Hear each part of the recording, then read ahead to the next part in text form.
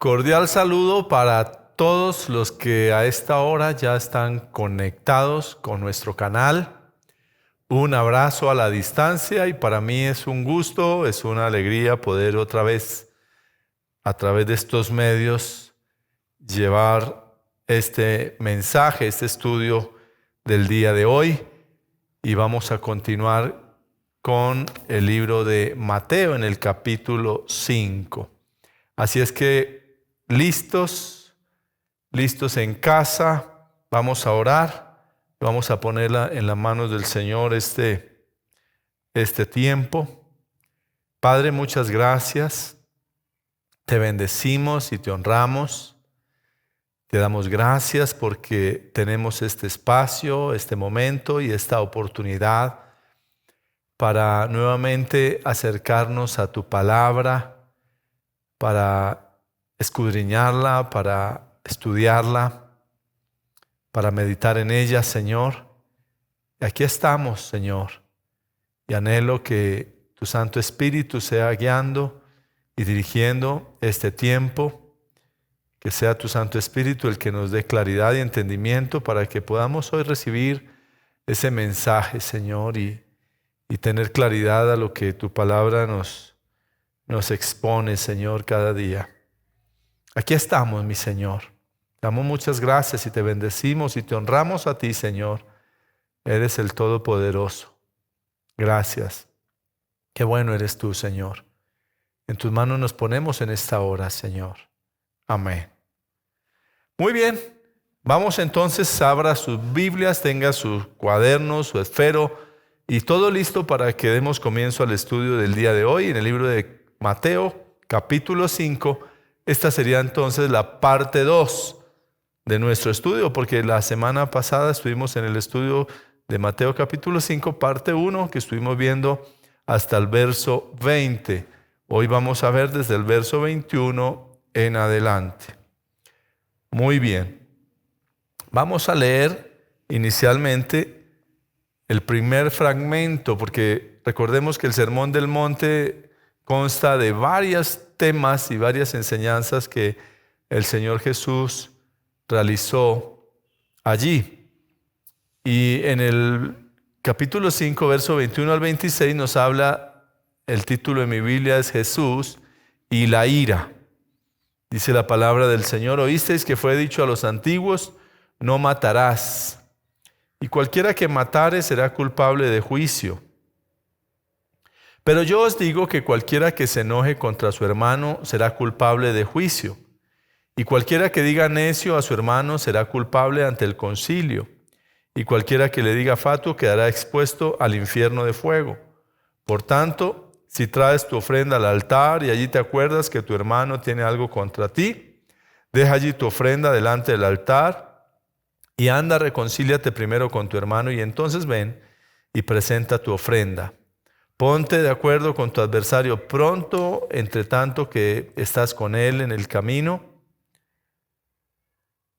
No sea que el adversario te entregue al juez y el juez al alguacil y seas echado en la cárcel.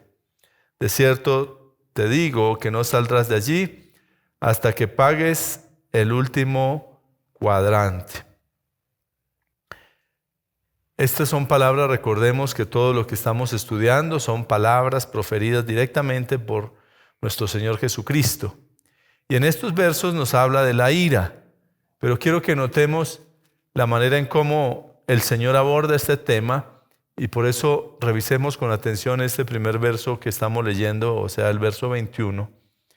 Y nos dice allí: oísteis que fue dicho a los antiguos, no matarás, y cualquiera que matare, si quiere usted puede subrayar allá en su Biblia, será culpable de juicio. Y aquí el Señor está refiriéndose a los mandamientos dados a Moisés en el Antiguo Testamento, y por eso dice: oísteis que fue dicho a los antiguos.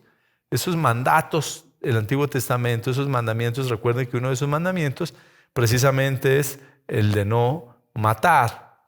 Pero aquí el Señor va ahora a poner en consideración este pensamiento de no matar y lo pone al mismo nivel de lo que luego menciona en los siguientes versos. Verso 22, veamos lo que dice. Pero yo os digo que cualquiera que se enoje contra su hermano será culpable de juicio. Quiere decir que así como el que mata es culpable de juicio, también el que se enoje contra su hermano, dice aquí, será culpable de juicio. Y dice, y cualquiera que diga necio a su hermano será culpable ante el concilio, y cualquiera que le diga fatuo quedará expuesto al infierno de fuego. Entonces aquí Jesucristo nos muestra cuál es el sentido real y espiritual de que el enojo se ponga a ese mismo nivel de matar. Prácticamente son las mismas consecuencias. Cualquiera que se enoja con su hermano es culpable de juicio. El enojo, fíjense ustedes acá, y vamos a revisar este fragmento tan hermoso que nos tiene aquí la palabra del Señor. Y aquí surge una pregunta.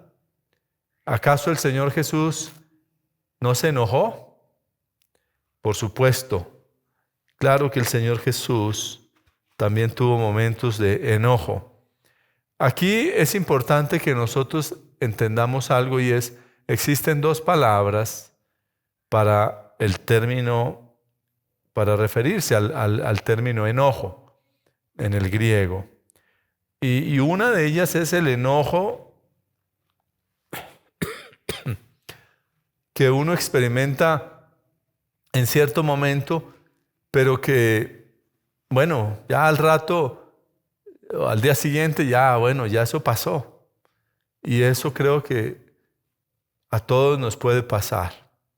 De aquellas cosas que fácilmente olvidamos, nos molestamos en el momento, algo nos disgustó, pero ya al otro día pasó, al rato, las horas, ya esas cosas han cambiado, ya se habló con la persona, se solucionó, se perdonó y ya quedó solucionado.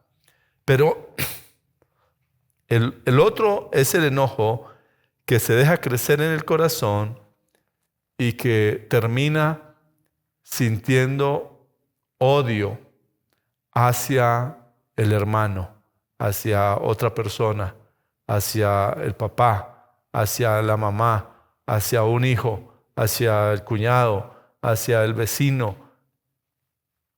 hacia su jefe, hacia su empleado. Muchas cosas, ¿no? Que se suscitan en esto, pero entonces allí sí ya se genera algo y es ese odio. Y Jesús dice allí que es culpable de juicio, pero se refiere a esta situación que estamos aquí nosotros prácticamente viendo en este momento. Entonces, aquí no se está refiriendo, por supuesto, a un simple enojo que ya al día siguiente se solucionó o en el mismo día, sino a tener ese odio contra una persona al punto de aborrecerle. En Primera de Juan, en el capítulo 3, en el verso 15, nos dice la palabra de Dios allí el apóstol Juan: todo aquel que aborrece a su hermano, noten ustedes el término aquí aborrece, y a esos que estamos yendo ahora, dice es homicida, volviendo al término, a la comparación que el Señor Jesús mismo está haciendo en el verso 21 y luego el verso 22. Y sabéis que ningún homicida tiene vida eterna permanente en él.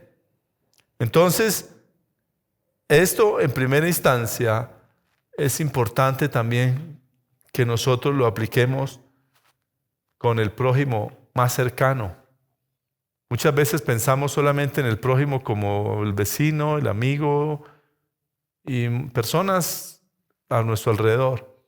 Pero muchas veces no nos damos cuenta que ese prójimo más cercano y con el que pueden tener diferencias puede ser el esposo o la esposa, es decir, su cónyuge. Y allí es donde tal vez hay que revisar con atención, porque muchas veces se llega a odiar a ese cónyuge, se llega a tener ese aborrecimiento hacia ese cónyuge, a esa persona que estuvo acompañándole o le ha estado acompañando. y por eso se llega muchas veces hasta el divorcio, hasta situaciones de agresiones. Entonces la ira al punto del odio, como se refiere aquí en el texto, no es algo bueno para nadie. No es algo que el Señor esté avalando ni esté patrocinando. Eso por su consiguiente ni siquiera le hace bien a una persona. Muchas personas han ido a la cárcel precisamente porque en momentos de ira pues han cometido tremendas barbaridades. Y luego pasa en el verso 23, dice: por tanto, si traes tu ofrenda al altar y allí te acuerdas de que tu hermano tiene algo contra ti, dice el verso 24, deja allí tu ofrenda delante del altar y anda, reconcíliate primero con tu hermano y entonces ven y presenta tu ofrenda.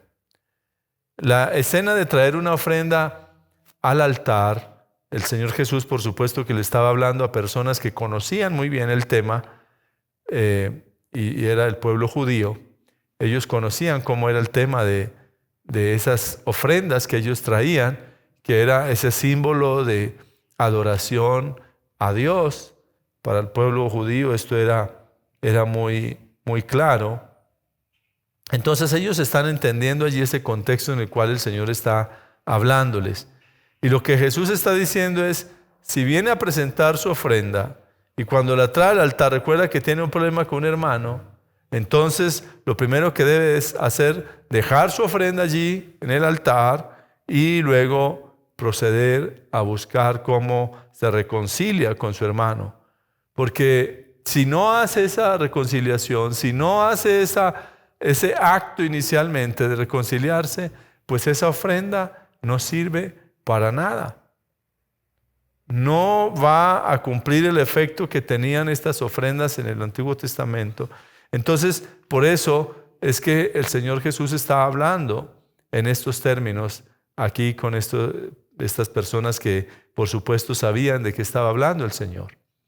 Entonces, no sirve de nada a una persona que está en algún conflicto con alguien. Eso es como cuando venimos el domingo a la iglesia y queremos adorar al Señor y queremos alabarle y queremos cantarle y exaltarle. Mis amados, pero si tenemos en nuestro corazón odio, resentimiento con alguna persona que no hemos podido perdonar, que no hemos podido reconciliar ese asunto, pues créame, son ofrendas que no van a subir a la presencia de Dios. Esa adoración no va a subir nunca a la presencia de Dios. Y por eso lo que el Señor dice es, deje su ofrenda y vaya, reconcíliese con su hermano. Luego en el verso 25 nos dice, ponte de acuerdo con tu adversario pronto, entre tanto que estás con él en el camino. No sea que el adversario te entregue al juez y el juez al alguacil y seas echado en la cárcel. De cierto te digo que no saldrás de allí hasta que pagues el último cuadrante. No tiene sentido para nosotros como cristianos, como personas temerosas de Dios, como hijos de Dios, guardar ira en el corazón contra aquellos que nos hacen daño, contra aquellas personas que nos pueden en algún momento maltratar o herir nuestro corazón. Pero porque el Señor precisamente nos ha dejado indicaciones y Dios pide algo de nosotros y es que tengamos paz con todo el mundo, que podamos nosotros seguir el ejemplo que Él mismo nos dio. En el libro de Romanos, en el capítulo 12, en el verso 18, dice la palabra, si es posible, en cuanto dependa de vosotros, estad en paz con todos los hombres. En cuanto dependa de vosotros.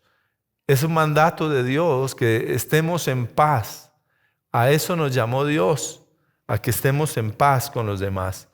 Habrá muchas personas en nuestras vidas que nos van a hacer daño, que nos van a atropellar, que van a hacer mal, que van a dañar nuestro corazón, que va a generar en nuestro corazón ese deseo de venganza. Pero es importante lo que la palabra de Dios nos dice respecto a estas cosas. Dios no está de acuerdo con que nosotros hagamos justicia por nuestra cuenta, que tomemos venganza. Romanos capítulo 12, verso 19, dice: no os venguéis vosotros mismos, amados míos, sino dejad lugar a la ira de Dios. Porque escrito está: mía es la venganza, yo pagaré, dice el Señor. Lo mejor que podemos nosotros hacer es procurar mantener un corazón lo más sano posible, lo más alejado de cualquier tipo de rencores, de resentimientos, porque eso va a hacer daño interiormente. Hebreos capítulo 10, verso 30 dice: pues conocemos al que dijo: mía es la venganza, yo daré el pago, dice el Señor. Y otra vez, el Señor juzgará a su pueblo. Muy bien, continuamos en nuestro estudio del Evangelio de Mateo y ahora nos vamos a encontrar con un nuevo tema que aborda el Señor a partir del verso 27.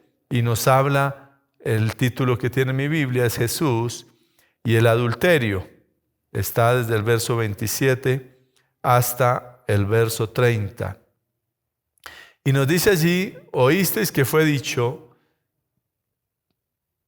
no cometerás adulterio. Pero yo os digo que cualquiera que mira a una mujer para codiciarla, ya adulteró con ella en su corazón. Ahora el Señor Jesús pone en un mismo nivel el acto físico del adulterio con el hecho de mirar a una mujer con codicia. Ya están a ese mismo nivel. Cuando un hombre mira a una mujer para codiciarla, el Señor lo establece como adulterio. Y estas son expresiones directas, como lo hemos venido hablando, de Jesús. Recuerden que es Jesús mismo el que está dando este sermón del monte. Sabemos que los hombres son los principalmente quienes lo cometen. Son los hombres los que principalmente cometen este tipo de actos. Pero en este tiempo, en estos días que estamos viviendo, prácticamente es sabido también y es conocido que las mujeres también practican el adulterio. Hace mucho tiempo tal vez era menos común, tal vez era más propio de los hombres, pero hoy día la mujer, muchas mujeres también ya están en esta misma tónica del adulterio. El propósito de Jesús al referirse en estos términos es para enseñarnos que el origen de este pecado precisamente está en el corazón. Precisamente cuando está mencionando allí, cuando mira a una mujer para codiciarla, ya adulteró, está hablando precisamente de eso. Y es un llamado a que cuidemos nuestro corazón. Es un llamado del Señor para que nuestros pensamientos, nuestros deseos estén protegidos, para que no le demos rienda suelta, para que aprendamos a cuidar nuestros ojos, nuestros sentidos. Es allí donde está el problema, es allí donde comienza el adulterio. Y es el corazón el que debe cambiar. Y es lo que Dios desea, que nuestros corazones sean corazones que estén alineados con ese propósito de Dios de vivir una vida santa, una vida que le agrade a Dios y una vida que está dedicada a su esposo o a su esposa. No tiene ojos para nadie más. Y Jesús afirma en una sola causa aquí del adulterio, y es la codicia. Y por eso también nos habla otro de los mandamientos en la palabra de Dios, en el Antiguo Testamento, es el de no codiciar. Pero aquí se desprende también este pecado de la codicia. No hay excusas que justifiquen el adulterio. Muchas personas quieren justificar estas condiciones. Y empiezan a dar excusas y miles de excusas se inventan para tratar de justificar. Pero no hay ninguna justificación para el pecado. No podemos justificar, no podemos nosotros pretender minimizar lo que cuando una persona cae en adulterio es un pecado. Está fallándole a Dios con esto y no se puede minimizar. Los siguientes versos dicen, el verso 29 en adelante: por tanto, si tu ojo derecho te es ocasión de caer, sácalo y échalo de ti, pues mejor te es que se pierda uno de tus miembros y no que tu cuerpo sea echado al infierno. Si tu mano derecha te es ocasión de caer, córtala y échala de ti, pues mejor te es que se pierda uno de tus miembros y no que todo cuerpo sea echado al infierno. Por supuesto que aquí el Señor Jesús no está hablando de una manera literal. Si estuviera hablando de una manera literal, pues tendría muchas veces que las personas sacarse la lengua, sacarse los oídos, sacarse las piernas, quitarse. Bueno, estaríamos mutilados por todos lados porque muchas personas están cayendo en miles de cosas, en diferentes pecados. Entonces no está hablando precisamente de eso, ¿no? Jesús nos enseña cómo evitar caer en este pecado, y es cortar radicalmente con aquello que puede llevar al adulterio. Y no solamente al adulterio, aquí por supuesto está hablando del adulterio, pero asimismo con cualquier clase de pecado. Tenemos que cortar con esas amistades, cortar con esas personas con las que nos estamos relacionando, que de alguna manera están generando esa codicia. Si hay una mujer con la que usted tiene alguna amistad en su empresa, en su colegio, en su universidad, en su vecindario, pues lo mejor que debe hacer es cortar estas cosas, cortar esas amistades, no frecuentar, mantener una distancia. Entonces, por eso es importante que entendamos que el mensaje del Señor aquí es que podamos cortar, y así mismo podemos hablarlo con las personas que tienen problemas en el alcohol, en las drogas, en el chisme, en cualquier tipo de pecado. La mejor fórmula es que se corte con aquellas cosas que pueden generar esa tentación. Entonces, por eso es importante. Ya la idea es que ya no se tenga amistad con aquellas personas que de alguna manera pueden estar afectando esa buena relación. Entonces, la mejor manera de prevenir el adulterio también es buscando esa comunión con Dios. En la medida en que vamos cortando nuestra comunión con Dios, en la medida en que perdemos nuestra comunión con Dios, que nos vamos distanciando, pues vamos siendo menos sensibles a su voz. Por eso es importante mantener esa comunión con Dios, porque esos momentos de distanciamiento, de perder esa comunión, es que el enemigo aprovecha para arrastrarnos y llevarnos y hacernos caer en tentación. Entonces, es importante mantener una vida de oración, mantener una vida de lectura de la palabra, de meditar en la palabra, de memorizarla, de consagración para el Señor, de agradarle a Él, para que asimismo seamos preservados, seamos guardados por Dios. Hay una protección especial en la medida en que nos mantenemos bajo su abrigo. Por eso el salmista dice: el que habita al abrigo del Altísimo morará bajo la sombra del Omnipotente. Entonces mantenemos bajo esa protección, bajo ese cuidado, en la medida en que nosotros estamos en esa búsqueda de Dios y en esa disposición para Dios. Muy bien. Entonces, cuando descuidamos esa comunión íntima y constante con Dios, es cuando la persona puede caer. Notemos que en estos versos 29 y 30 termina diciendo: y no que todo tu cuerpo sea echado al infierno. Esto está hablando precisamente y refiriéndose a la condenación. El apóstol Pablo escribió a los Corintios también en 1 Corintios capítulo 6, versos 9 y 10 dice: ¿no sabéis que los injustos no heredarán el reino de Dios?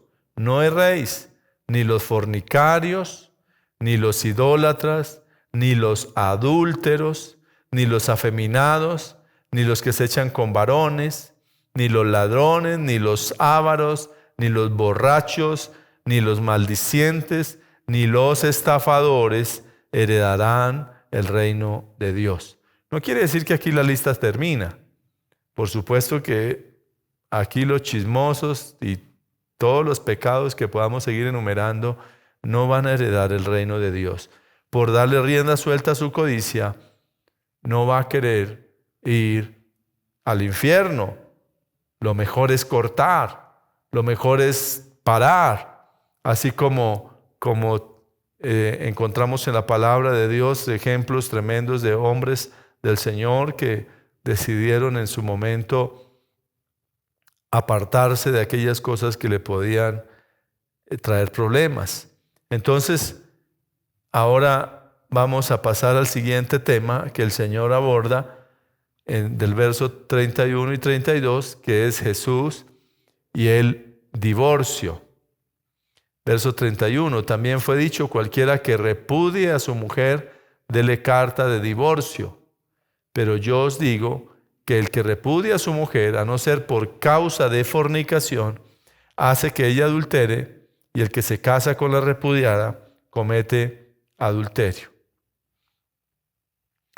Estamos estudiando el libro por libro y estamos haciendo el estudio correspondiente a lo que el libro está diciendo. Hay otros aspectos que menciona otros libros que no vamos tal vez a meternos en ello, porque en su momento vamos a estar estudiando, excepto algunos detalles que hablaremos.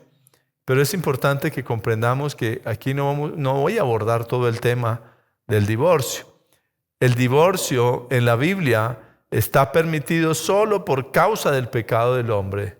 Por causa de que haya fallado la mujer o el hombre, hayan caído, hayan pecado, hayan sido infieles. Solamente por eso, aquí en este aspecto que estamos nosotros mencionando, ¿no?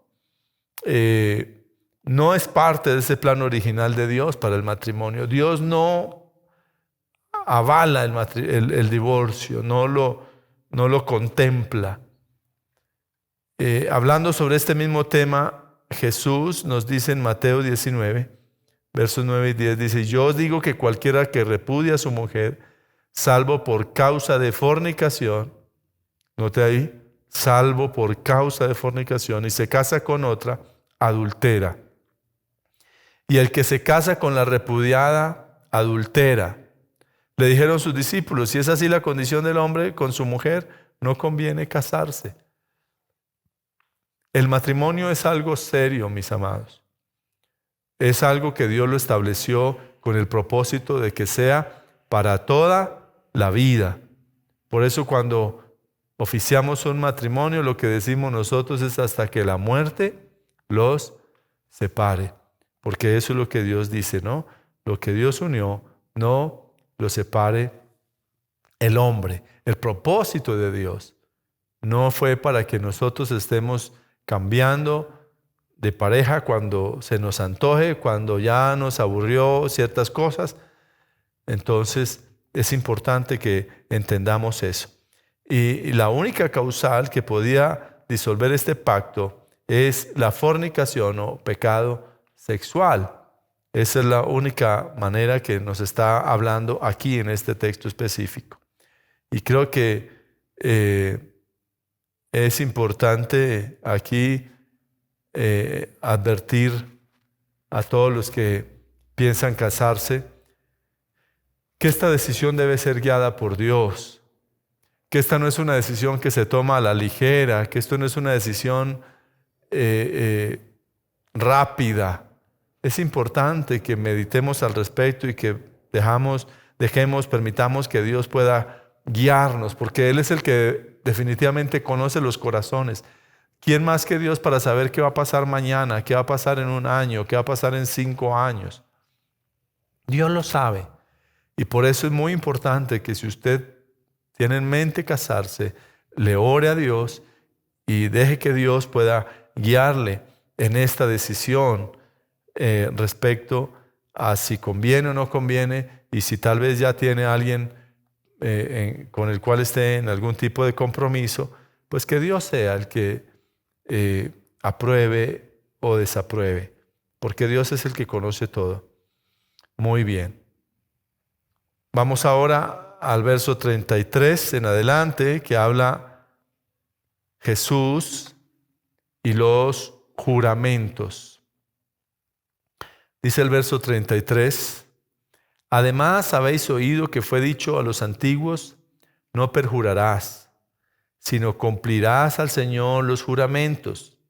Pero yo os digo, no juréis en ninguna manera, ni por el cielo, porque es el trono de Dios, ni por la tierra, porque es el estrado de sus pies, ni por Jerusalén, porque es la ciudad del gran rey, ni por tu cabeza jurarás, porque no puedes hacer blanco o negro un solo cabello, pero sea vuestro hablar sí, sí, no, no, porque lo que es más de esto, de mal, procede.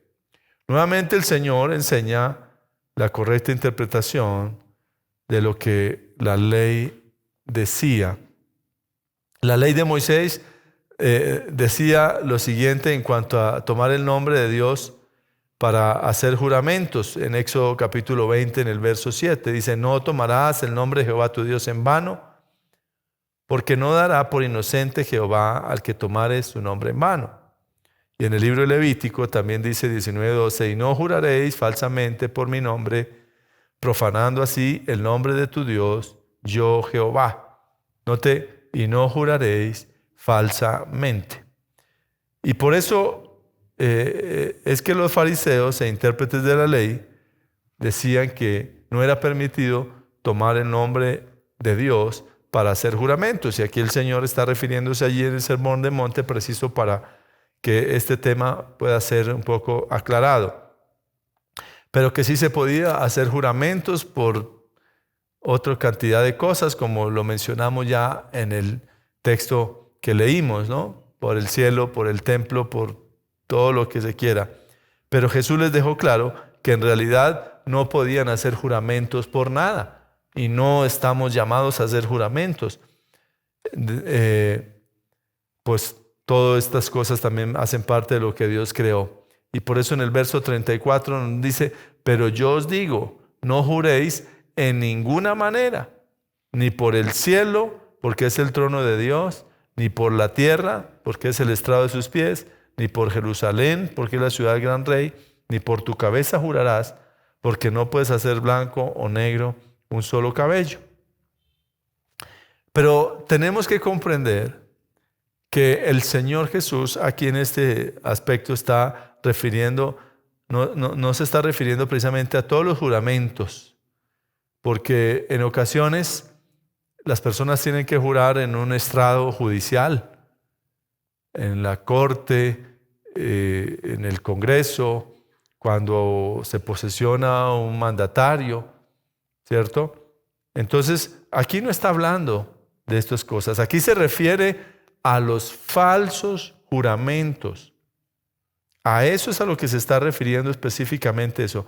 Cuando esa poca credibilidad de la persona precisamente le lleva a usar un juramento para tratar de reforzar su palabra en medio de sus cosas falsas que está diciendo.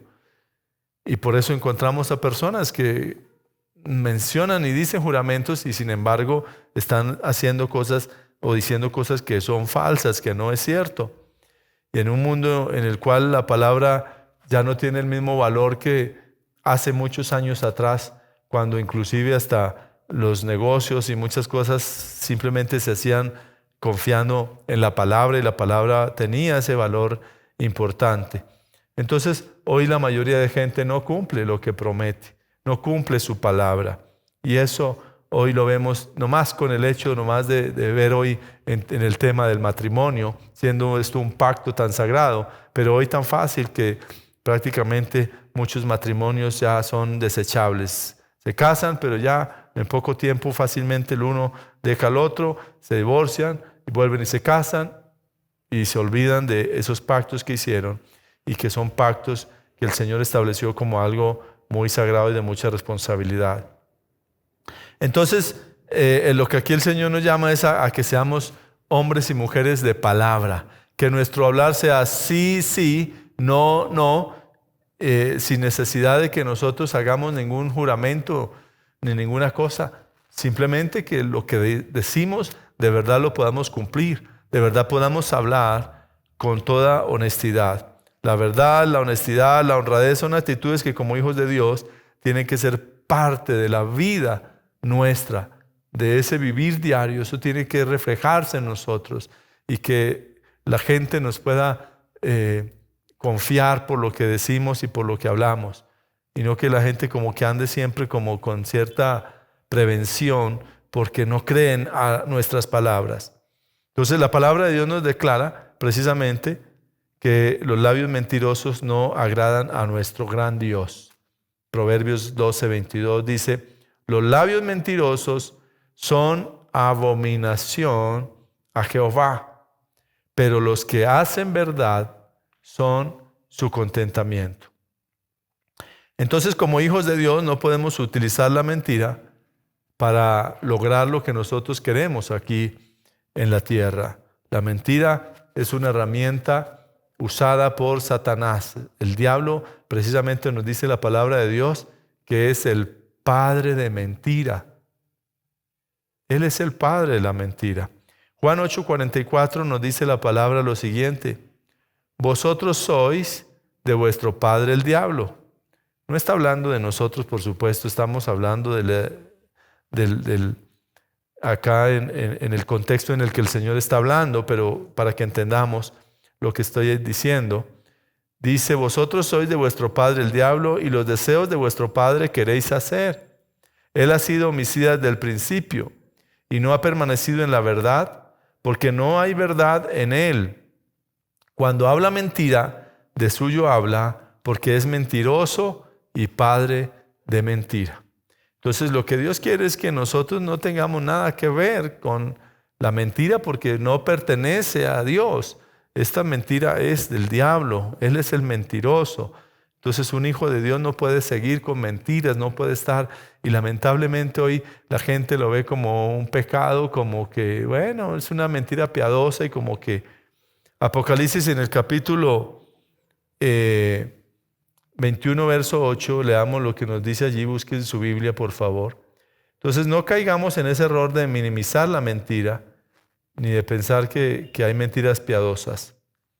La mentira es un pecado y puede llevarnos a la condenación. Apocalipsis 21:8 dice: pero los cobardes e incrédulos, los abominables y homicidas, los fornicarios y hechiceros, los idólatras, y subraye lo que sigue, y todos los mentirosos tendrán su parte en el lago que arde con fuego y azufre, que es la muerte segunda.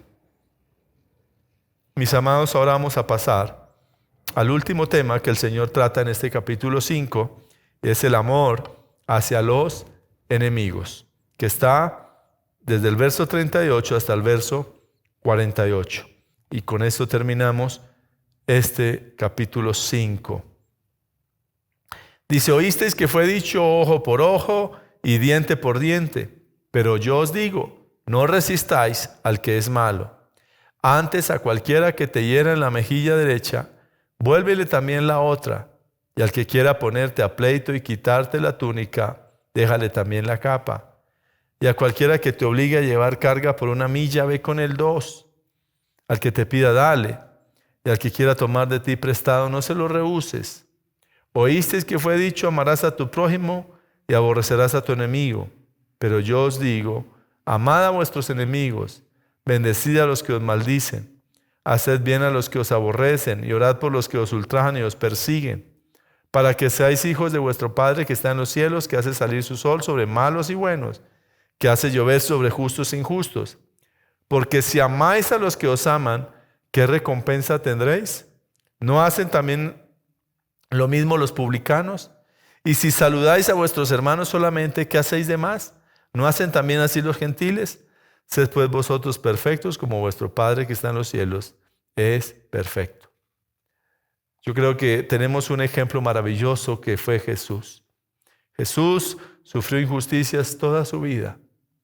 Desde antes de nacer, el Señor Jesús estaba siendo perseguido, estaba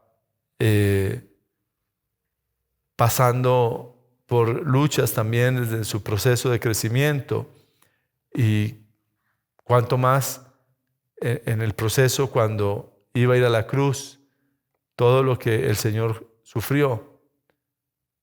Entonces no podemos pensar que como Jesús es Dios, entonces pues Él no sintió o Él no experimentó o no le afectó las injusticias hechas contra Él. Sería una equivocación nuestra, porque Él se hizo hombre y Él fue 100% hombre, y Él lo vivió y lo experimentó, y a Él le dolió y a Él le afectó y Él sufrió las cosas. Pero Él no le pidió al Padre: destruye a mis enemigos, acaba con ellos. Él no le pidió: envíeme un ejército de ángeles y acabemos con estos que están haciéndome daño. Hubiera podido hacerlo, pero Él no lo hizo. El Señor Jesús experimentó todas estas cosas. Por el contrario, en la cruz del Calvario, ustedes recordarán una de las palabras que Él pronunció allí. Dice: Padre, perdónalos, porque no saben lo que hacen. Y muchas veces nuestros ofensores no saben lo que hacen, no tienen temor de Dios. O muchas veces, inclusive algunos, aunque tengan algún temor de Dios, pero se dejan usar del enemigo y nos hacen cosas y no se dan cuenta que nos están haciendo daño. Pero el Señor está diciéndoles allí: Padre, perdónales, porque no saben lo que hacen. Jesús tuvo que reprender a Juan y a Jacobo por su actitud frente al rechazo por parte de los samaritanos, en una historia que está en el libro de Lucas, en el capítulo 9, en el verso 51 en adelante. Mire lo que dice: cuando se cumplió el tiempo en que él había de ser recibido arriba, afirmó su rostro para ir a Jerusalén y envió mensajeros delante de él, los cuales fueron y entraron a una aldea de los samaritanos para hacerle preparativos. Mire lo que dice verso 53: mas no le recibieron, porque su aspecto era como de ir a Jerusalén. Viendo esto, sus discípulos Jacobo y Juan dijeron: Señor, ¿quieres que mandemos que descienda fuego del cielo como hizo Elías y los consuma? Entonces, volviéndose él, los reprendió diciendo: vosotros no sabéis de qué espíritu sois, porque el Hijo del Hombre no ha venido para perder las almas de los hombres, sino para salvarlas. Y se fueron a otra aldea. Créame que hay momentos que nos pasa, no sé a usted, pero creo que nos pasa a todos, que queremos que caiga fuego del cielo y consuma a aquellas personas que tal vez nos están haciendo mal. En esos momentos en que nos molestamos, que nos enojamos, pero luego ya eso como que se nos pasa, ¿no? Y esa es la idea, ¿no? Si no nos reciben aquí, nos vamos para otro lugar. Tal vez es lo que dice el Señor a Jacobo y a Juan que están allí, ¿no? No voy a vengarme, no voy a buscar venganza, no voy a quedarme aquí, no vine yo a destruir a nadie, yo vine fue a salvar. Es la lección que el Señor, en medio de esta situación que los discípulos allí le están insinuando. Fíjense ustedes cómo era la condición también de estos hombres que eran los discípulos del Señor, que estaban en ese proceso también de formación, por supuesto. Tenemos en la palabra de Dios también nos ilustra cosas interesantes. José, por ejemplo, fue un joven que fue vendido por sus hermanos Este hombre luego pasa por la cárcel injustamente, es enviado a la cárcel injustamente. Los que ya conocen la historia, si no la saben, recuerden que allá en el libro de Génesis tenemos la historia completa de José. Cuando estaba en la cárcel, el copero tuvo un sueño y José se lo describe, pero sin embargo el copero luego se olvidó también. Cuando ya lo restablecieron en su puesto, también se olvidó de José. Entonces José prácticamente pasó una vida tremenda. Posteriormente sus hermanos estaban temiendo por su vida. Pensaron que José tal vez guardaba algún tipo de rencor por lo que hicieron. Y luego allí ellos están diciendo, los hermanos en Génesis, si quiere por favor abra su Biblia en Génesis 50, versos 15 al 18, y dice: viendo los hermanos de José que su padre era muerto, Jacob había muerto, dijeron: quizá nos aborrecerá José y nos dará el pago de todo el mal que le hicimos. Y enviaron a decir a José: tu padre mandó antes de su muerte diciendo: así diréis a José, te ruego que perdones ahora la maldad de tus hermanos y su pecado, porque mal te trataron. Por tanto, ahora te rogamos que perdones la maldad de los siervos del Dios de tu padre. Y José lloró mientras hablaban. Vinieron también sus hermanos y se postraron delante de él y dijeron: henos aquí por siervos tuyos. Pero por la gracia de Dios, José les puede decir, en el capítulo 50, verso 19 al 21 dice: y le respondió José: no temáis, ¿acaso estoy yo en lugar de Dios? Vosotros pensaste mal contra mí, mas Dios lo encaminó a bien para hacer lo que vemos hoy, para mantener en vida a mucho pueblo. Ahora pues no tengáis miedo, yo sustentaré a vosotros y a vuestros hijos. Así los consoló y les habló al corazón. Mis amados, esto es lo que Dios hace en nuestros corazones. Cuando nosotros pasamos a ser esas nuevas criaturas, como dice 2 Corintios, en Cristo nosotros debemos aprender a soportar esas injusticias en paz, en calma, con paciencia. Por eso también la palabra de Dios dice: tened por sumo gozo cuando os halléis en diversas pruebas. Es importante que nosotros entendamos que no debemos dar lugar al rencor, al odio, al resentimiento, porque Dios no nos trata de esa manera. Dios no nos tiene en cuenta. ¿Cuántas veces nosotros le fallamos a Dios? ¿Cuántas veces le hemos desobedecido? ¿Cuántas veces hemos tenido que volver a Él a pedirle perdón? ¿Cuántas veces nos hemos avergonzado del Evangelio? Pero sin embargo Dios sigue teniendo misericordia de nosotros y no nos está viendo o no nos está desechando, sino nos está resguardando con ese amor eterno. Él nos disciplina, por supuesto, y lo hace con amor, porque nuestra necedad merece la disciplina, porque la Biblia dice que si se nos deja sin disciplina, pues somos bastardos. Pero como hijos nos disciplina cuando salimos del camino. Pero Él no nos guarda rencor, Él no tiene memoria de nuestros pecados y nos trata como lo que somos, sus hijos.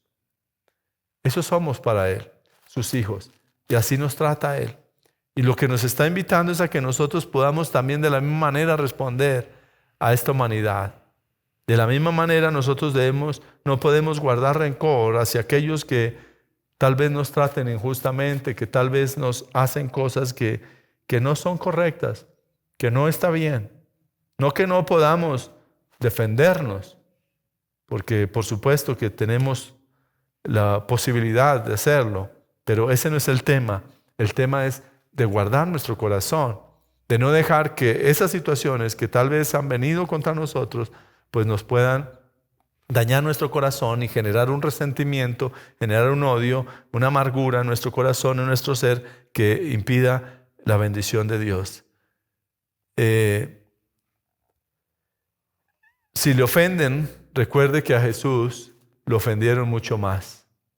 Recuerde que a Jesús le hicieron terriblemente tanto mal y lo soportó pacientemente y en amor precisamente para la salvación suya y salvación mía. Ninguno de nosotros creo que ha sufrido al punto que sufrió Jesús. El Señor Jesús padeció y no guardó ningún rencor por aquellos que lo mataron, precisamente para llevarnos al Señor. Pero Él no guardó rencor. Siempre recordemos las palabras que mencionamos hace un momento. Lo que Él profirió contra ellos fue: perdónalos porque no saben lo que hacen. Es solo su gracia, mis amados, la que puede sanar nuestros rencores y faltas de perdón y capacitarnos para que amemos a aquellos que buscan nuestro mal, que nos ofenden, que nos lastiman, que tal vez por desconocimiento también, en ignorancia también, nos han hecho mal. Pero es importante que hoy guardemos también nuestro corazón. Así es que, mis amados, aquí terminamos este capítulo 5, que es maravilloso, del Sermón del Monte. Y pidámosle al Señor que nos ayude para que en cada una de estas lecciones, porque fíjense, cantidad de lecciones que están acá en estos 28 versos que prácticamente hoy estudiamos, pero que son para ese diario vivir nuestro. Son parte de ese andar cristiano, de ese caminar cristiano, que de verdad estas cosas puedan ser muy claras para nosotros. Padre, gracias te damos. Gracias te damos por tu palabra, Señor. Gracias por todo lo que dejaste en tu palabra, porque, Señor, fue dejado para nuestra instrucción, para nuestra dirección. Ayúdanos. Ayúdanos, Señor, para que nosotros logremos ser imitadores de ti, Señor. Para que nosotros podamos seguir tus pisadas y podamos vivir para agradarte, Señor. No dejar que este mundo nos envuelva y nos sumerja, Señor, en sus males, en sus caprichos, en sus necedades, Señor. Sino que como cristianos vivamos en luz, de verdad seamos esa luz, seamos esa sal, podamos ser transparentes, podamos vivir para agradarte, Señor. Podamos dar testimonio y que cada una de estas enseñanzas y lecciones que están en estos temas que venimos tratando, Señor, puedan ser tan claras, puedan ser tan fijas para nosotros y, Señor, lo podamos asimilar, lo podamos digerir, lo podamos vivir cada día, Señor. Ayúdanos, bendito Jesús, porque queremos cada día ser mejores, Señor. Y solo lo podemos hacer con tu ayuda, Señor. Te damos muchas gracias, bendito Rey. Amén y amén. Mis amados, que Dios me los bendiga.